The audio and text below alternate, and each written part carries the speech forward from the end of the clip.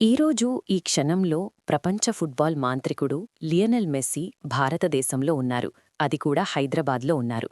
ఆయన్ని goat GOAT greatest of all times అని ఎందుకు పిలుస్తారు? అసలాయన చరిత్ర ఏంటి? ప్రపంచం ఆల్మోస్ట్ మనం చెప్పాలంటే యూరోప్, లాటిన్ అమెరికా, అమెరికాస్ ఇవన్నీ కూడా ఆయన్ని ఇష్టపడతాయి, ప్రేమిస్తాయి. ఆయన ఆట అంటే పడిచేస్తాయి. అసలంత గొప్ప లియనెల్ మెస్సీ ఆయన చరిత్ర ఏంటో ఒకసారి చూద్దాం. ఆయన అర్జెంటీనాకి చెందిన ఫుట్బాల్ ప్లేయర్. చిన్నప్పుడు ఆయన పుట్టినప్పుడు ఆయనకి గ్రోత్ హార్మోన్ డెఫిషియన్సీ అని తెలిసిందనమాట.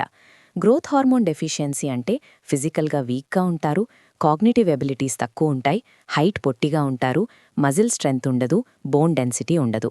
ఆ తర్వాత ఆయన బార్సిలోనా ఫుట్బాల్ క్లబ్, ఏ ఫుట్బాల్ క్లబ్కైతే ఆయన ఫుట్బాల్ ఆడతారో చిన్నప్పుడే ఆయన ప్రతిభ, ఆయన టాలెంట్ని గమనించి ఆ ఫుట్బాల్ క్లబ్ వాళ్ళు ఈయన్ని స్పాన్సర్ చేసి, ఈయన వైద్యానికి స్పాన్సర్ చేసి ఈయనకి ఆ జబ్బు ఏదైతే ఉందో గ్రోత్ హార్మోన్ డెఫిషియన్సీ నయం చేయించారు. అప్పట్నుంచి మెస్సీని ఎవ్వరూ ఆపలేకపోయారన్నమాట. ఇంతకుముందు అర్జెంటీనాలో చాలా గొప్ప ప్లేయర్ ఉండేవాడు. ఆయనే డియేగో మ్యారడోనా. ఆయన స్థానంలో అర్జెంటీనా ప్రజలు, లాటిన్ అమెరికా ప్రజలు మెస్సీని ఊహించుకున్నారన్నమాట. డియేగో మ్యారడోనా స్థాయిలో అప్పట్లో మెస్సీని ఊహించుకున్నారు.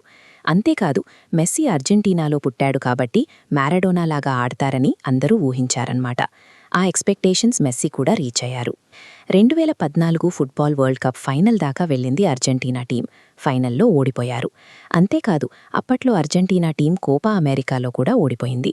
చాలా ఫుట్బాల్ మ్యాచెస్, ఏదైతే ప్రెస్టీజియస్ కప్స్ ఉంటాయో అవన్నీ అప్పట్లో అర్జెంటీనా ఓడిపోయిందన్నమాట. వరుసగా చాలా మ్యాచెస్, పెద్ద పెద్ద కప్స్ అర్జెంటీనా ఓడిపోవడంతో ఆవేదనలో ఆయన రిటైర్మెంట్ ప్రకటించారు.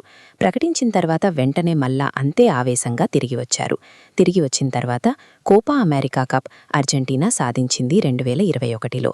అదేవిధంగా 2022లో ఫుట్బాల్ వరల్డ్ కప్ని అర్జెంటీనా సాధించింది. 36 సంవత్సరాల తర్వాత ఫుట్బాల్ వరల్డ్ కప్ని అర్జెంటీనా సాధించిందన్నమాట. ఈయన 2024లో ఇంకో కోపా అమెరికా కూడా అర్జెంటీనాకి తెచ్చిపెట్టాడు. దాంతోపాటు 2023లో టైమ్స్ మ్యాగజీన్ వాళ్ళు లియనెల్ మెస్సీని అథ్లెట్ ఆఫ్ ద ఇయర్గా గుర్తించారు. అంతేకాదు, 2025లో American president Joe Biden presidential medal of freedom కూడా మెస్సీకి ఇచ్చారు. ఈరోజు మెస్సీ హైదరాబాద్లో ఉన్నారు. ఈ క్షణం హైదరాబాద్లో ఉన్నారు. అంతేకాదు, మన సీఎంతో ఫుట్బాల్ ఆడుతున్నారు.